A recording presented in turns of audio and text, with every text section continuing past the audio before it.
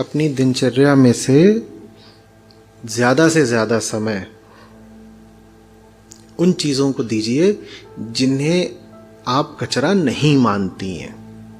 ठीक है, हमारी दिनचर्या में बहुत सारे काम होते हैं, बहुत सारे व्यक्ति होते हैं, है ना, बहुत सारी चीज़ें होती हैं, वो सब एक समान नहीं होती, उनमें अंतर होते हैं।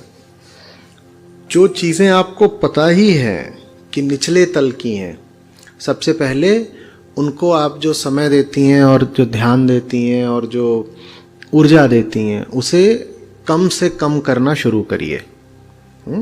और जो ऊपर वाले हैं उन पर जो समय है उसको बढ़ाना शुरू करिए। ठीक है, ऊपर वाली चीज़ों पे समय बढ़ाने से ये होगा कि वहीं से पता चल जाएगा कि और ऊपर का क्या है। और जैसे जैसे ऊपर आप बढ़ते जाएंगे नीचे वाले कामों के लिए आपके पास समय कम पड़ता जाएगा। इसी को मुक्ति कहते हैं। हम ऐसे लोग हैं कि हमें मुक्ति भी खुद को धोखा देकर हासिल करनी पड़ती है, क्योंकि खुद की सुने तो हम हमेशा गुलाम ही रह जाएं, और खुद से लड़ें तो चोट हमें ही लगेगी। तो एक तरीके से खुद को धोखा देना पड़ता है।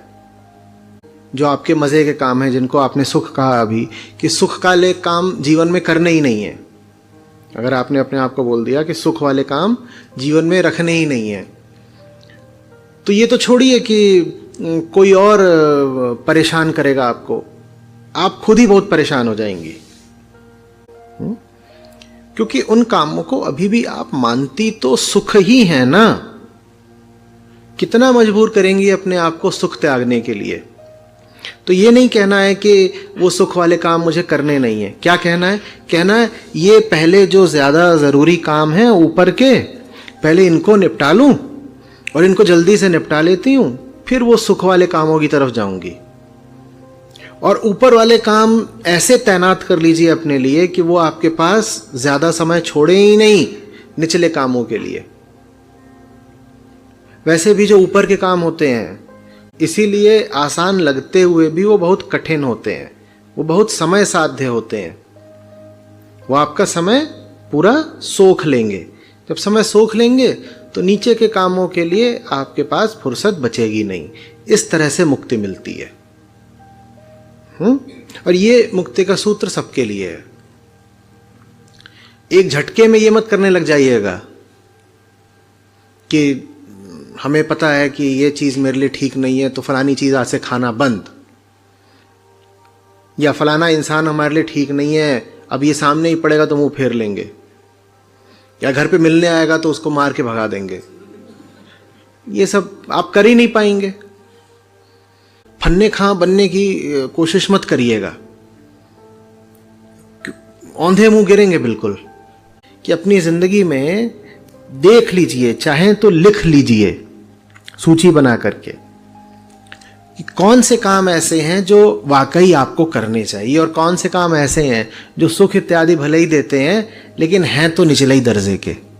लिख लीजिए और उनको वरीयता दे दीजिए, 1 2 3 4 5 6 7 8। और फिर अपने आप से बस ये कहिए कि जो ऊपर वाले 3 हैं इनको जरा ज्यादा समय देना है। नीचे वालों कोई बात मत करिए, क्योंकि नीचे वाले बड़े खतरनाक हैं।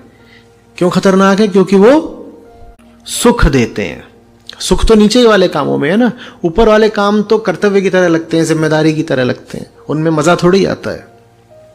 तो नीचे वालों की बात नहीं करनी, बल्कि अपने आप को समझा लीजिए कि नीचे वाले तो हम यथावत रखेंगे, नीचे वाले जैसे पहले चल रहे थे वैसे ही चलने देंगे। बस ऊपर वालों का समय बढ़ा देना है। नीचे वाले पूछे हमारा समय, बोलो मिलेगा, बिल्कुल मिलेगा, तुमसे कौन छेड़ सकता, तुम्हारा नंबर आएगा, बिल्कुल आएगा। बस ऊपर वालों का वजन थोड़ा बढ़ा दीजिए और कह दीजिए कि नीचे जाएंगे, बिल्कुल जाएंगे, एकदम जाएंगे, जाने ही वाले हैं, बस ऊपर वाले काम खत्म कर लें फिर नीचे जाना है। और ये कोई अफसोस की बात नहीं है कि 30 साल तक हम सोए पड़े थे, आज पता चल रहा है कि राहत की बात है और खुशी की बात है कि कम से कम आज पता चल गया कि अभी तक बेहोश थे। यह अफसोस की बात है। थोड़ा सा आप गौर किया करिए। बीमारी का पता चल जाए ये खुशी की बात होती है, क्योंकि ऐसा तो है नहीं कि बीमारी सदा छुपी रहती, पता तो वो चलती ही, पर जितना विलंब से पता चलती उतना काट खाती। आप तो राहत की सांस लीजिए कि 30 साल में ही सही पता चल तो गया। बहुत ऐसे हैं जिन्हें 50 में पता चलता, बहुत ऐसे हैं जिन्हें 70 में पता चलता, और बहुत ऐसे हैं जिन्हें कभी पता नहीं चलता, वो जीवन भर सड़ते रहते हैं, उन्हें पता नहीं चलता वो सड़े क्यों। उनको लगता है सड़ना ही तो जिंदगी है।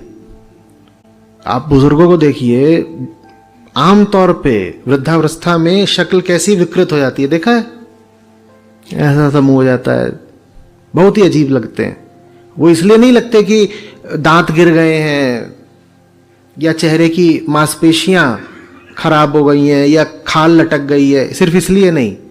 वो जो उन्होंने सड़ा हुआ जीवन जिया होता है वो बुढ़ापे में आकर के अपना पूरा असर दिखाने लगता है। इसीलिए ज्यादातर बूढ़े लोग बहुत अजीब हो जाते हैं, एकदम कुरूप से दिखते हैं, फिर वो विकृत, जैसे उनको उनके चेहरे को लेके किसी ने नस्ल मसल दिया हो। वैसा होना है, या 30 की उम्र में कुछ पता चल गया तो बेहतर बात है। जिस भी स्थिति में आप हैं, वो स्थिति तो एक तथ्य है, वो है। अब आपको देखना है कि आगे कैसे बढ़ना है। अब आपको पता चल गया है कि ऐसा है, ठीक?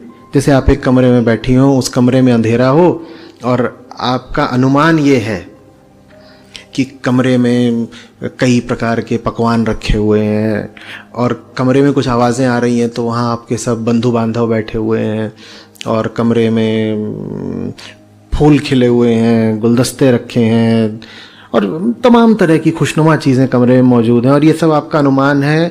कमरे में अंधेरा है और तभी कोई आके कमरे में प्रकाश कर देता है और आपको पता चलता है कमरे में क्या है। प्रकाश तो है, पर प्रकाश में दिखा क्या? हाँ, कमरे में कचरा भरा हुआ है। कमरे में अगर गमले रखे भी हुए हैं तो उसमें कुछ सूखे हुए पौधे हैं, कुछ ऐसा कोई हरितिमा नहीं है। जो भी आपकी कल्पनाएं थी कमरे को लेकर के, रोशनी पड़ी तो पता चला कि वो तो नहीं है। और हो सकता है कमरे में कोई खतरे की चीज भी हो जो अंधेरे कारण आपको दिख नहीं रही थी। ये अच्छा हुआ या बुरा की रोशनी आ गई, तो उसमें इतना कोई मुंह लटकाने की बात नहीं है। सपना टूटने को बुरा नहीं मानते। सपना अगर टूटता है तो आदमी यथार्थ में उठता है ना।